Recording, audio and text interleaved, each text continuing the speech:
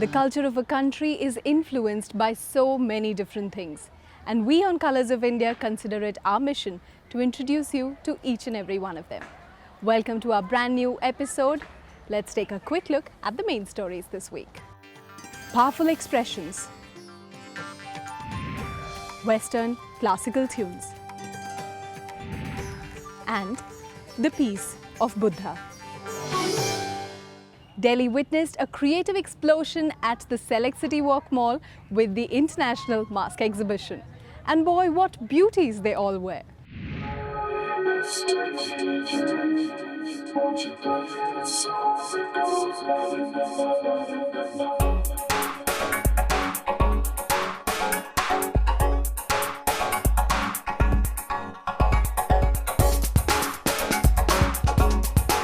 It was surreal, walking among 300 faces that were all staring at you. Some with stunning features and others with bold colors, almost screaming for attention. I remember 22 years ago they started this association, and I had the pleasure and honor to inaugurate that 22 years ago, and I am very happy that this has blossomed in such a wonderful event organizers for creativity and art in the country and also in abroad now.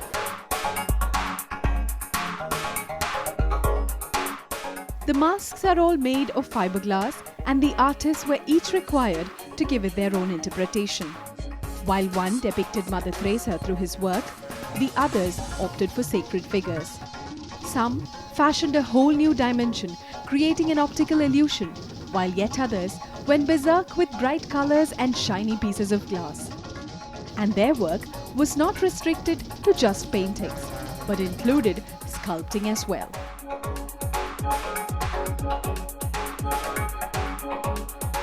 We have the results here. As you can see, each mask is different from the other, and some artists have used bright colors. As you can see, some have done experiments with it, colors, etc. So on the whole, the result is very, very good.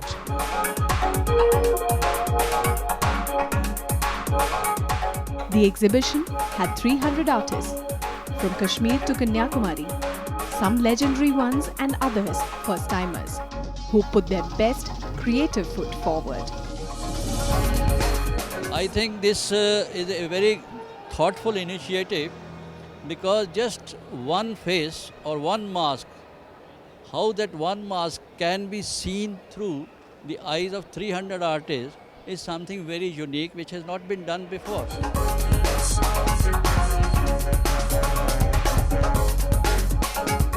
A mask can hide an emotion and also bring a hidden emotion to the surface, and the International Mask Exhibition proved this true.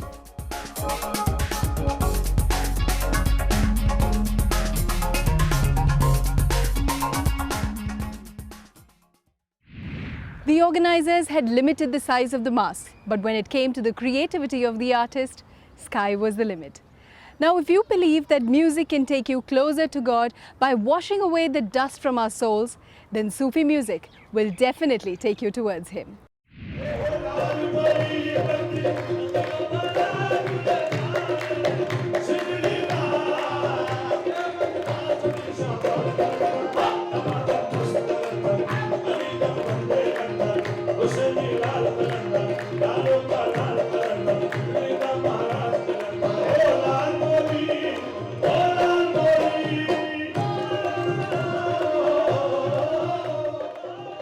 Rumi and Buller Shah are among the ones considered to be the best Sufi poets ever. Inspired by their poetry, Chand Nizami and Shadab Faridi of the Nizami Bandhu presented an evening dedicated to devotional Sufi music at the India Habitat Center.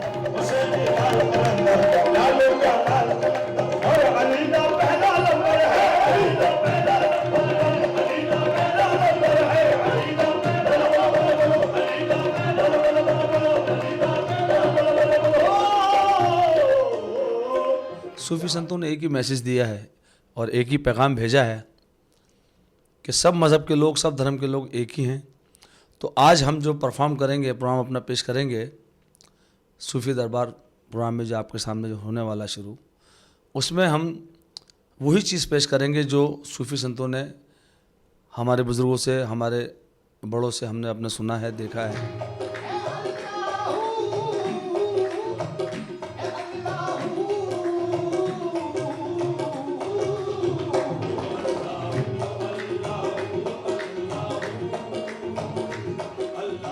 Qawwali is the most popular form of Sufi music.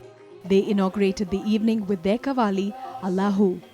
This is an invocation to the Almighty with the mystical union between God and man as the ultimate aim.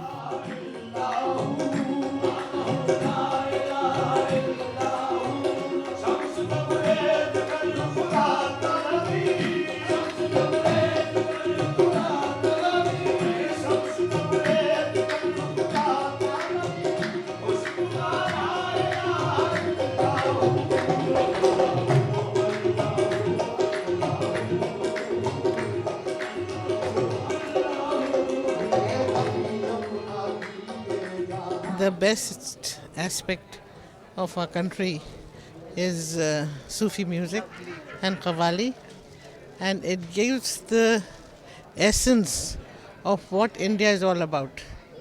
All the religions, all the different cultures, everything come together to make a beautiful rainbow of love. Majnu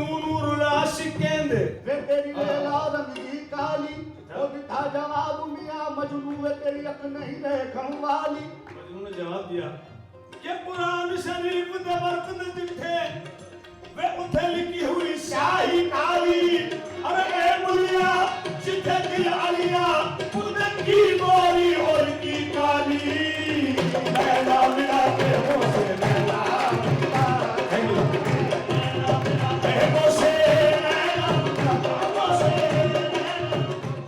Keeping the traditional style of Qawwali intact, they imbibed words of great poets like Kabir in their songs.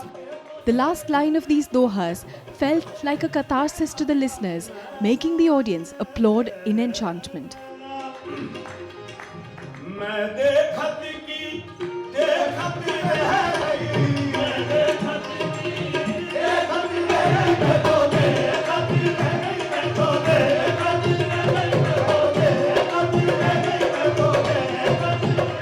Sufi Darbar was really fascinating, enchanting, and I've seen Husnara Trust always organize this function with great finesse, great style, and the Qawwali, the Sufi Kalam was really world class.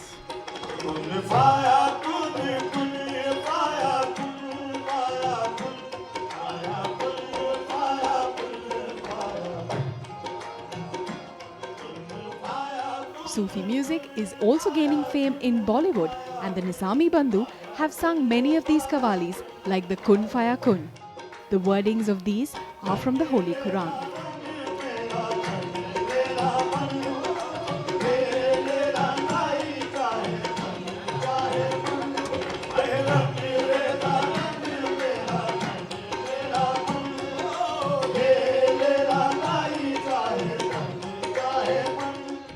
Sufism is about losing oneself to achieve a mystical insight, and that musical evening did leave us spellbound. It is now time for us to take a short non-commercial break. We'll be back really soon on the other side. Coming up, traditional Hungarian music and some Buddhist philosophy.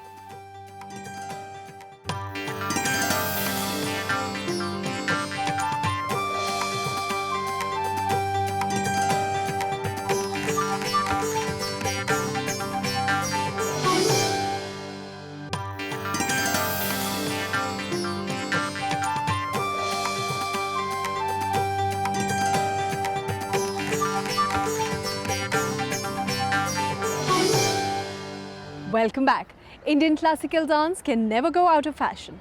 No matter how many times you watch it, you still can't get enough of it.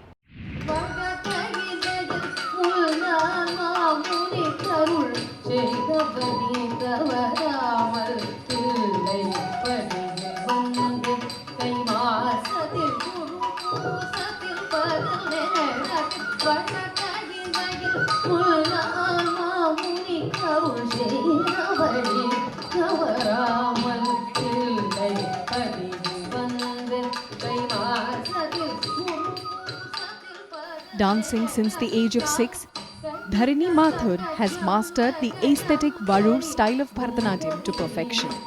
Under the guidance of Guru S. Kanaka, who has transformed her into a fine performer, Dharini presented this Bharatanatyam recital.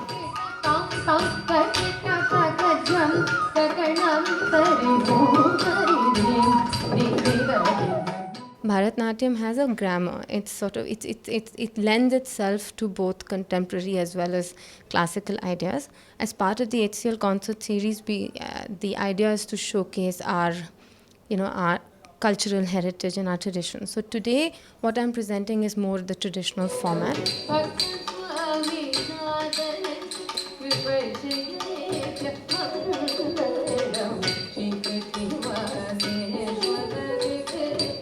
As is tradition, Dharini began her performance with an invocation, this time to Tulsidas' famous Gaiye Ganapati Jagavandana, set to Rag Mishradhwani. Accompanying her was Guru Kanaka on the Natuvangam, Keshavan on Mridangam, Raghuraman on the flute and Sudha on vocals.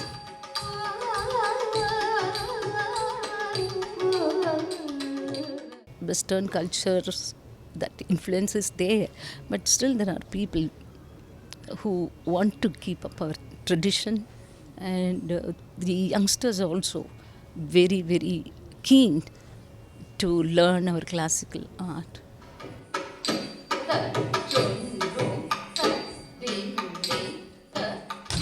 Dharini epitomized the three aspects of Bharatanatyam, Bhavam, Ragam and Talam in the Varnam. Here, she was the Nayika who faces a sudden indifference from her lord.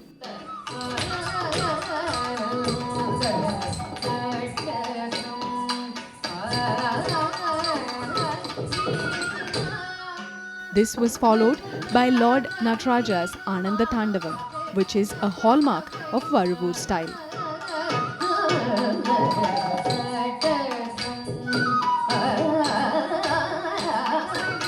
She has that perfect balance, and the abhinav is great. You know, when she acts out, so you don't need to understand anything. Even if you're not understanding the music, it's all evident.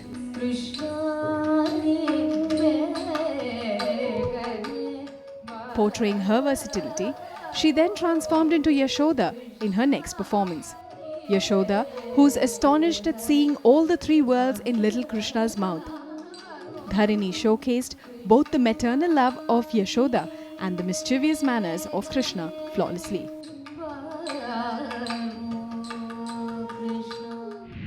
Her abhinaya and the swift footwork left the audience awestruck. A table, a chair, a bowl of fruit and a violin. What more does a man need to be happy? I quote Albert Einstein, and you shall soon find out why.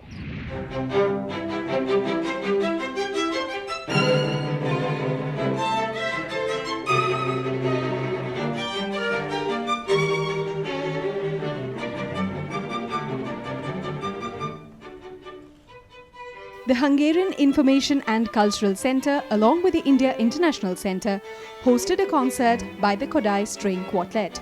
The quartet was founded in 1966 in Budapest and now consists of Attila Folway and Erika Toth on the violin, with Janos Fejeveri on the viola and Georgi Edgar on the violoncello.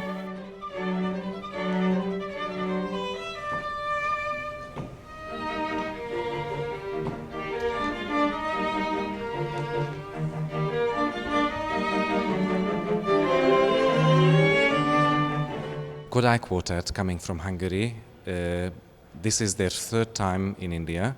They've been invited by the NCPA in Mumbai, and we took the initiative to bring them to Delhi, as well as this time, with the help of Smik McKay, we took them to Dehradun and Saharanpur, to some of the top schools in India.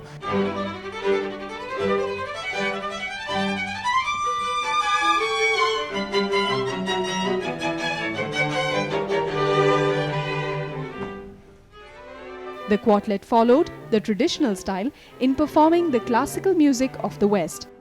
As they are inspired by Zoltan Kodály, they played authentic interpretations of Kodály and other composers like Haydn, Beethoven and Schubert. In this concert, they began by playing Hugo Wolf's Italian Serenade.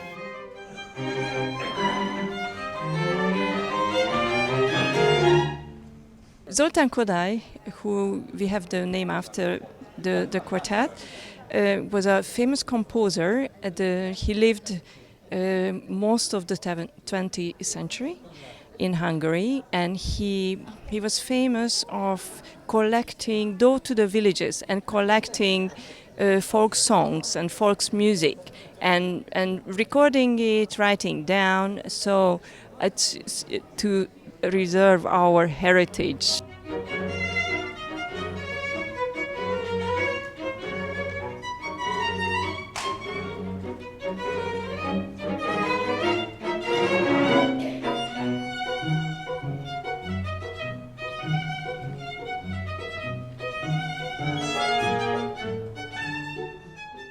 The quartet played Erno Donai and Mozart in their original styles because, unlike Indian classical forms where improvisations can be made, the Western school of thought does not allow that.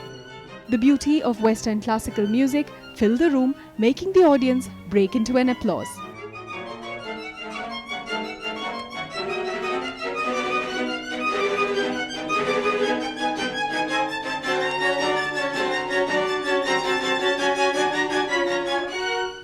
Performance is great. The people play very well.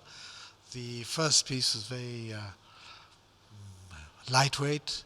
The second one was excellent. Very nice music with lots of different timbres and rhythms.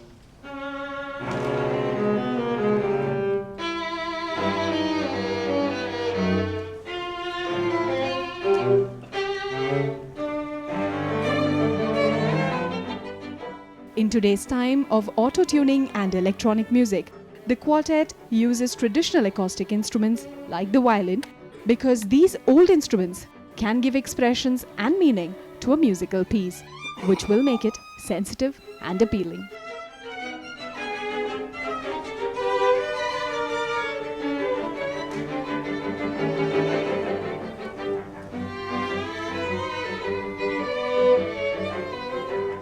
A sort of peace descends on you when you listen to music like that. Now I'd like to take a tiny break. Don't go anywhere because we'll be back in a jiffy. Coming up on the other side, Buddhist philosophy and Dhadra and Tumri.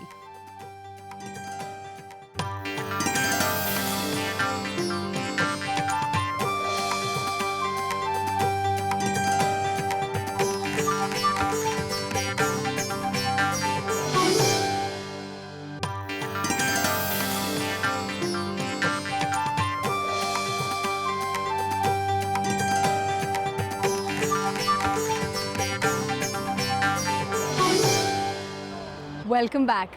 It was the first of its kind 5-day Buddhist film festival where us viewers got to experience different forms of Buddhism, understand the religion and also the cultural heritage that is associated with it.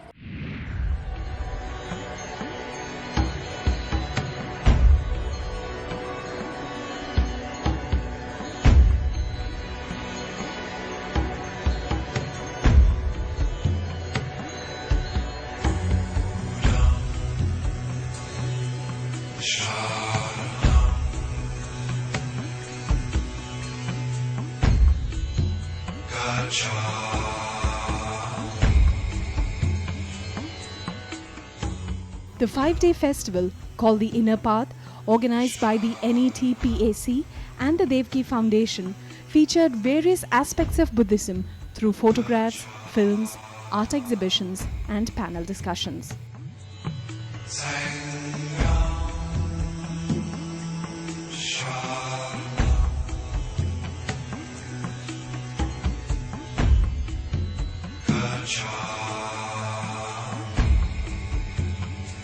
Why don't we have every day a talk, a discourse on a different tradition of Buddhism? Because I myself and many people around me have said, what's the difference between Zen Buddhism, between Tibetan Buddhism, what is the Nalanda tradition, what is Soka Gakkai, what is all this? Nobody realizes that these are different paths leading to the same inner core. So I said, why don't we have a great scholar or practitioner of a certain line of Buddhism talk about it?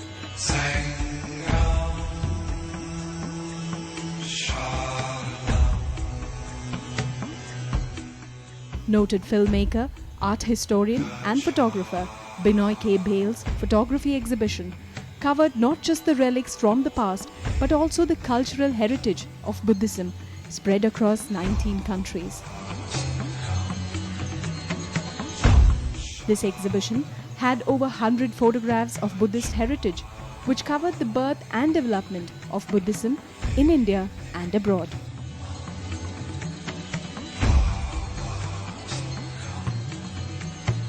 The thousands of figures painted in Ajanta, so many paintings, and it's a whole world of people who love and care for each other. And this elevated me. And it left me with the desire to take this message of compassion coming from those ancient times to the world, to as many people as possible. His 12-part documentary series, titled The Story of Buddhism, provided a comprehensive perspective about the ancient monuments and the art heritage of Buddhism in India.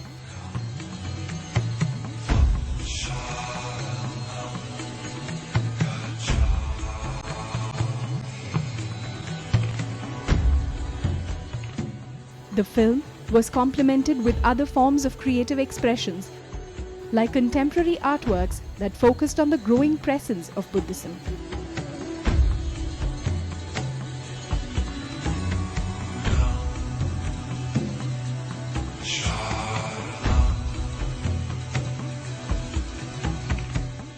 What they've painted or what you see on the canvases is basically an expression of how they feel. It's about the abstractism in their minds. It's about the jap that they do, that you see here, is basically each leaf represents a jap.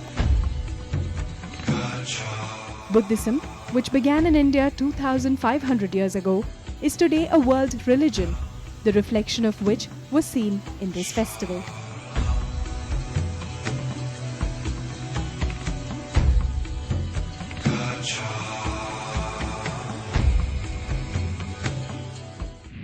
It was an enlightening experience for me, and in that same breath, we bring you Dadra and Tumri, two Hindustani musical styles.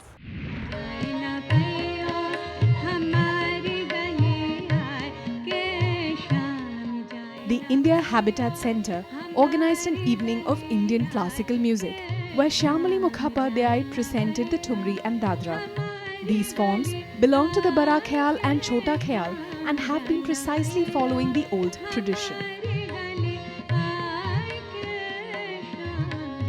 Thumri is basically that we are singing, it is Bada Khyal, and Dadra it is Chota Khyal. And we are always performing Thumri in so many Bharats that they are like Bada Khyal. And after that, Dadra will be in Dadra Tal or Kehrwa Tal.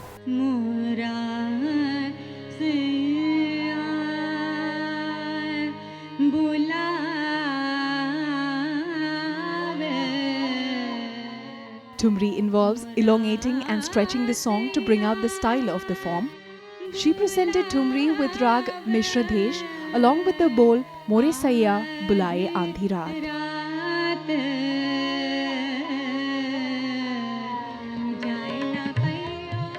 Dadra is much faster and, as Shyamali puts it, chanchal in nature. So to bring out its style, an upbeat music is played along.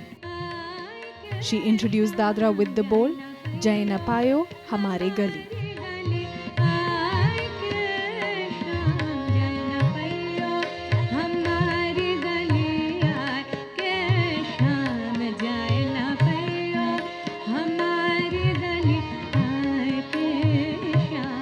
The rhythm, the melody and totality, it was a great event, I must say.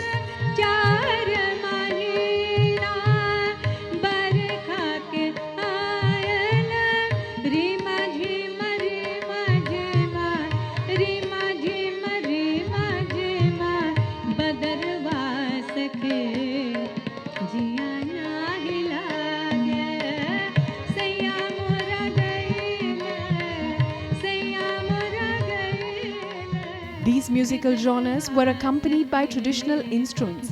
On the harmonium was Budlu Khan Naizi. Tabla was by Prateep Chatterjee and the sarangi was by Kamal Ahmed. With the vocals and the instruments in union, the audience enjoyed the evening thoroughly.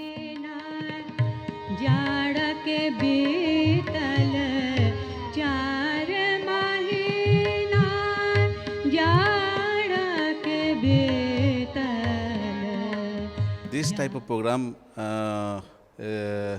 occasionally happen, and it's a very classical type of program which is rare in occasion. So we like it very much, and particularly this singer.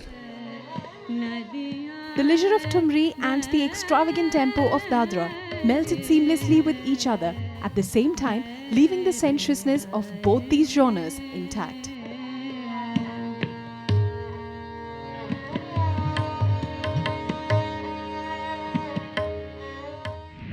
Both the styles are sensuous, leaving the listener wanting some more. But that's all we have time for you on this week's episode of Colours of India. You can send in your suggestions and feedbacks onto our Facebook page. And until we meet again next week, do keep your artistic streak up and active. Keep smiling. Goodbye.